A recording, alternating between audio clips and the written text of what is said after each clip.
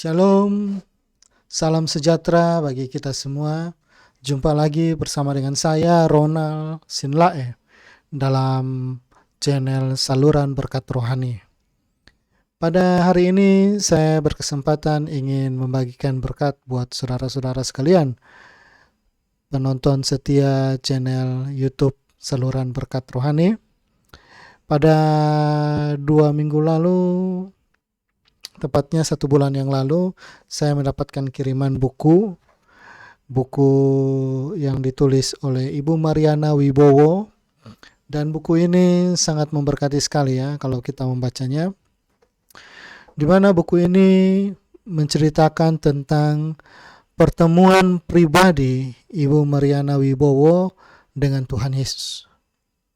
Pertemuan dengan Tuhan Yesus ini tidak berlangsung singkat ya, tetapi sangat panjang. Dalam buku yang telah ditulis, yang sudah dibukukan ini sangat memberkati sekali, dan saya akan mengupas pada kali ini. Buku yang ditulis ini adalah buku yang berjudul Menabur dalam Kesesakan, Menuai dalam Keajaiban.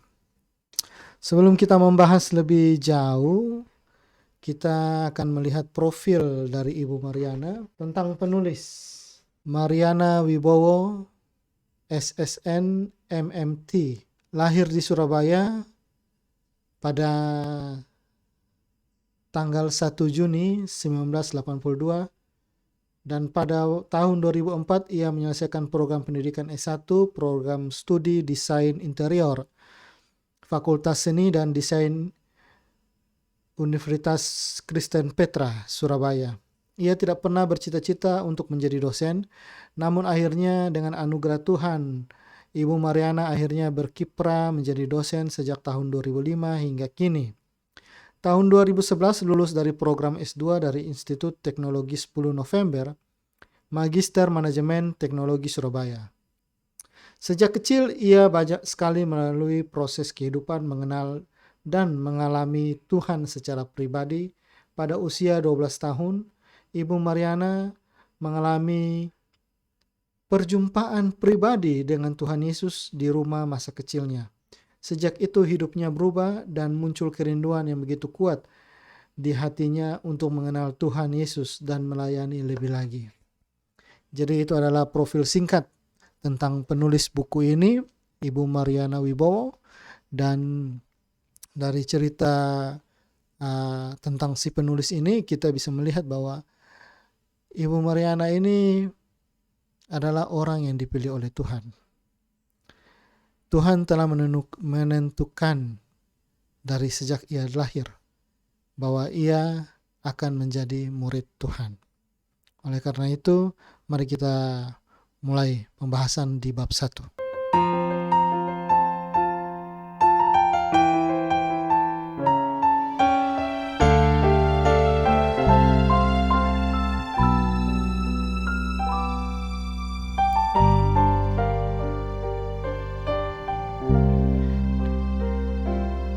Di bab 1 judulnya adalah pertama kali mengenalnya, di mana saat itu Ibu Mariana masih duduk di bangku SMP dan keluarganya menganut agama lain.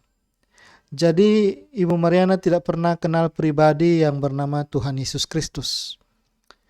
Justru ia mulai mengenal Tuhan Yesus Kristus melalui mantan pacarnya, yaitu pacarnya yang pertama, yang mengajak dia untuk hadir dalam rumah ibadah dan di sekolah minggu. Ibu Mariana ikut saja, dan tanpa diinginkan guru-guru sekolah minggu mulai melibatkan dia pada beberapa kegiatan. Dan disitulah awal mula kejadiannya. Dia boleh mengenal Tuhan Yesus sebagai Tuhan dan Juru Selamat. Awalnya saya terlibat dalam pelayanan worship leader untuk anak-anak muda. Saya benar-benar menikmati pelayanan itu. Saya merasakan penyertaan Tuhan yang sangat kuat dalam setiap detak jantung saya. Kerohanian saya terus bertumbuh, bukan hanya melalui aktivitas atau kegiatan belaka. Setelah beberapa saat menjalani kehidupan pelayanan dalam sebuah KKR, kebaktian kebangunan rohani, saya mengalami baptisan Roh Kudus. Waktu terus berjalan, saya memutuskan pindah beribadah ke gereja lain karena lokasinya dekat rumah. Gerejanya kecil saja, saya hanya berjalan kaki saja untuk pergi ibadah. Di gereja itu saya juga mengalami diberikan pelayanan sebagai seorang singers dan worship leader. Saya juga diminta membantu untuk melayani sebagai guru sekolah minggu. Selain itu, saya juga membantu mengurus perpustakaan.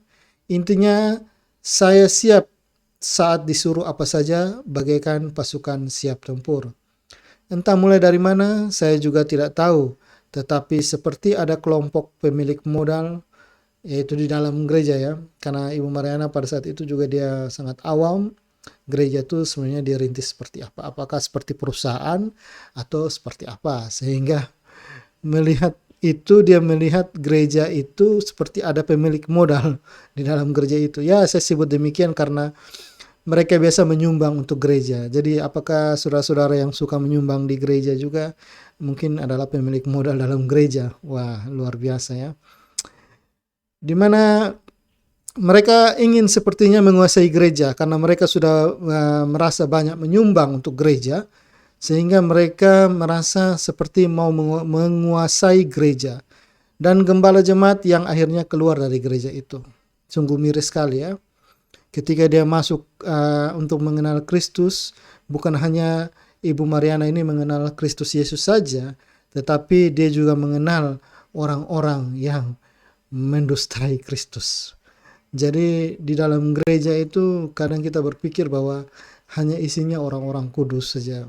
Tapi ternyata itu adalah bengkel orang-orang berdosa, di mana mereka bisa menjadi semakin baik ataupun menjadi semakin rusak. Tergantung mereka mau dekat dengan Tuhan atau mereka mau menjual nama Tuhan. Seperti itu. Dan kita kembali lagi bahwa Ibu Mariana mengatakan bahwa entah mulai dari mana saya tidak tahu, tetapi seperti saya ini mulai bingung dengan keadaan di dalam gereja. Lalu jemaat ini mulai mengikuti gembala yang keluar, termasuk Ibu Mariana ini, dia keluar dari gereja yang sudah dilayaninya. Dia mengikuti gembala dan anggota jemaat yang lain juga mengikuti gembala itu. Lalu mereka merintis sebuah gereja lagi baru dari nol. Dan Ibu Mariana ini masih melayani di bidang yang sama. Entah bagaimana kejadian yang sama terulang lagi, Bapak Ibu Saudara. Inilah yang kadang kita bingung ya. Kenapa kita di dalam satu kesatuan tubuh Kristus, di dalam gereja, kita selalu mengalami hal-hal yang terjadi perpecahan atau pengembangan ya. Kalau mau dibilang ini adalah pengembangan gereja atau perpecahan gereja, entahlah, saya juga tidak tahu. Tapi intinya adalah kita adalah satu kesatuan tubuh Kristus. Kita memiliki banyak anggota. Seperti dalam sebuah tubuh ada tangan, ada mata, ada telinga, ada mulut. Tapi semuanya adalah satu kesatuan tubuh. Anggota tubuh banyak, tapi dalam satu tubuh. Tidak beda tubuh. Sehingga ketika mereka merintis jemaat yang baru, mereka keluar lagi dari gereja yang sudah dirintis, lalu mereka merintis lagi gereja baru lagi dari awal lagi. Dan Ibu Mariana ini lagi-lagi ikut merintis jemaat baru, sehingga dia bertanya kepada Tuhan, kenapa harus seperti ini? Seorang petobat baru, dia menemukan Tuhan sebagai Tuhan dan Juru Selamat, yaitu Tuhan Yesus Kristus.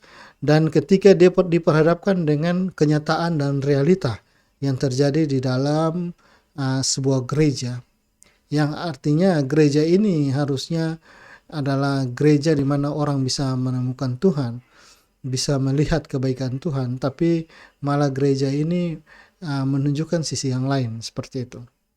Sehingga dia bertanya lagi. Dia bertanya kepada Tuhan, kenapa harus seperti ini? Lalu Tuhan menjawab, kamu lihat ini kan secara mata jasmani, jelek. Saya paham maksud Tuhan bahwa kondisi buruk yang terjadi pada seorang hamba Tuhan sepertinya adalah hal yang jelek.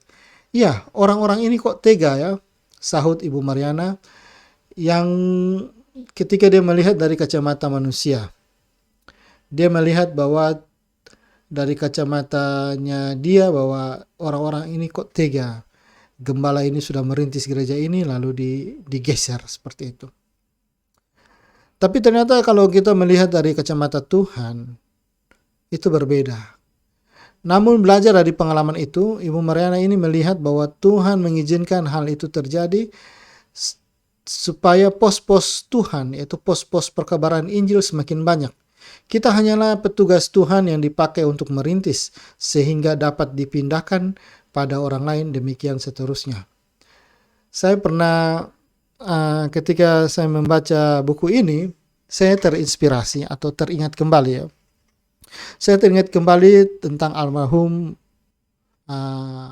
opa saya, Albert Fritz Ambessa, bahwa di mana opa saya ini juga dulu seorang perintis. Waktu ia merintis jemaat di Bali, lalu dia digeser lagi, dia merintis jemaat di Ambon, dia digeser lagi. Akhirnya dia pergi merintis di satu tempat yang sulit dijangkau. Ketika waktu saya masih kecil, saya mau pergi ke tempat perintisan opa saya, yaitu gereja yang dirintis oleh opa saya. Kita harus melanggar kali, sungai yang besar. Dan kalau banjir itu sangat susah sekali kita melanggar. Dan ternyata sampai di tempat itu tidak ada yang bisa menggeser. Tidak ada yang bisa memindahkan lagi opa saya ketika dia merintis di tempat itu.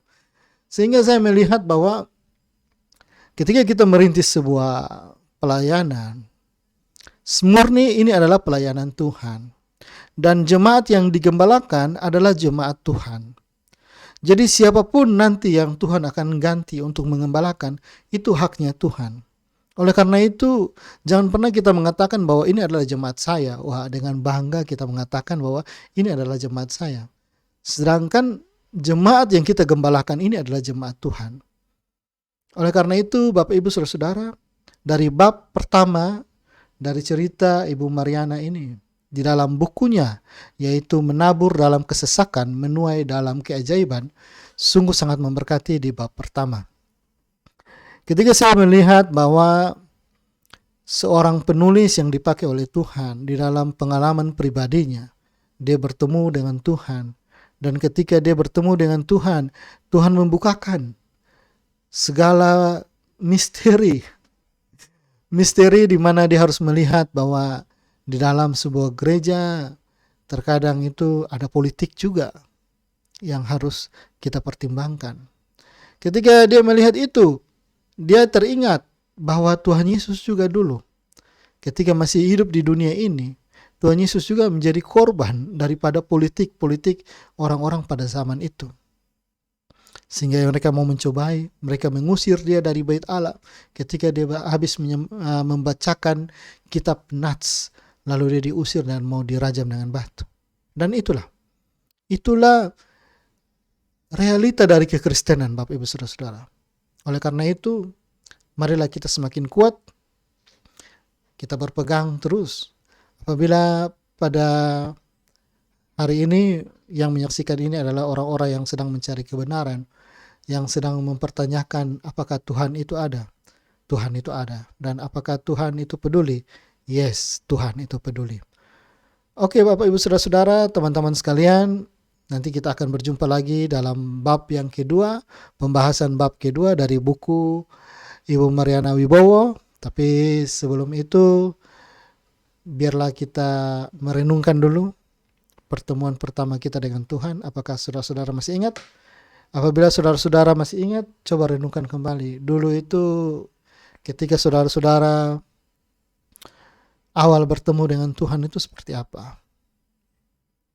Mungkin bisa membangkitkan lagi semangat kita pada hari-hari ini. Mungkin kita sedang lesu, kita sedang letih, kita bisa semakin kuat. Oke, sampai jumpa kembali di video selanjutnya. Terima kasih, Tuhan Yesus memberkati. Shalom. Indah rencanamu